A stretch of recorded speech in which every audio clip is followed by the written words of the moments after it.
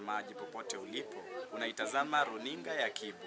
Kwa sasa imetimia mida ya saa 1 na nipo tayari kukupasha yaliyojiri, yanayojiri na atakayojiri muda si wowote. Serikali ya Kenya imeweza kuwalipa wahadhiri nchini Kenya. Hii ikiwezesha wahadhiri kurejea kazini ni kwa ajili ya kuendelea kuwafunza wanafunzi chuoni. Hii imekuwa jambo la busara huku wanafunzi wakiendelea kujifunza mambo ambayo walikuwa wametarajia kujifunza katika kipindi chao cha kwanza cha mwaka. Nikiripotia runinga ya Kibu, jina langu ni Boniface Mahabali. Serikali ya Kenya inakabiliwa na upinzani baada ya Rais William Ruto kutia saini sheria ya marekebisho ya usalama wa mtandaoni tarehe 15 Oktoba mwaka huu. Sheria hiyo inalenga kudhibiti maudhui ya chuki, taarifa potovu na ulaghai unaoenea mtandaoni.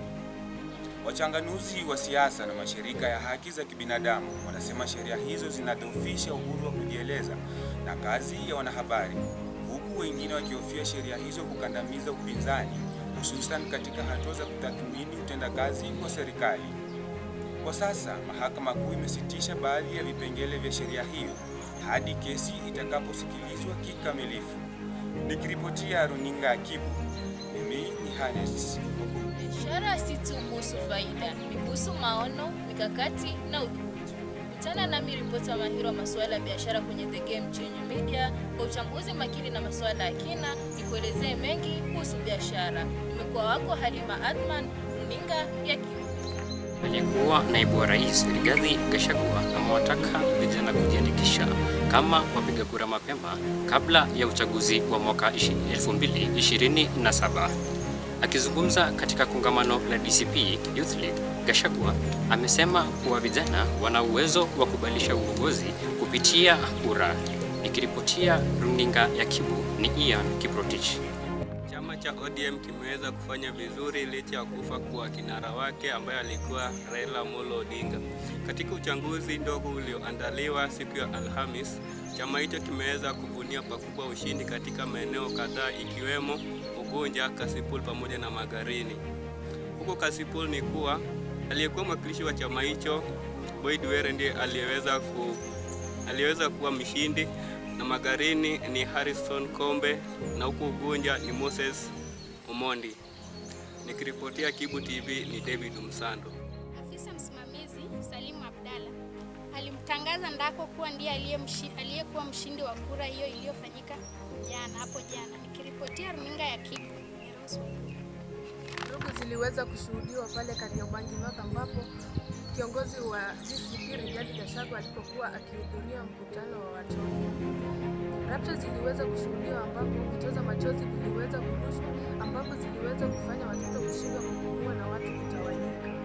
Arsenal delivered a commanding results at the Emirates Stadium against Bayern Munich.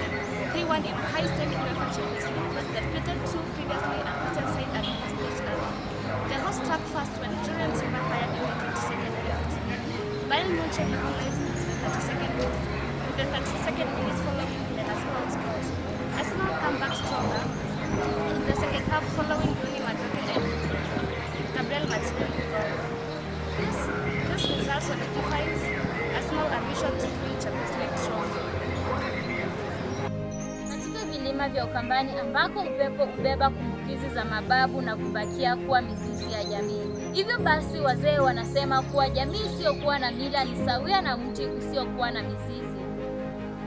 Kukatwa kwa ufizi au kuchukuliwi kama maumivu, bali ni daraja la mtoto kufikia kutoka utotoni kuelekea ukuaji. Kukatwa kwa ufizi ni tendo la kuchoma au kukata ufizi wa mtoto kwa matumai kuwa meno yatachipuka haraka au kuzuia magonjwa ya matumbo. Kulingana na wahudumu wa afya, utaratibu huu sio salama, kwani baadhi ya watoto wameweza kuambukizwa magonjwa na kupoteza damu nyingi mwilini. Wahudumu wa afya sasa wanawasihi wazazi kufika hospitalini ili kupata huduma bora.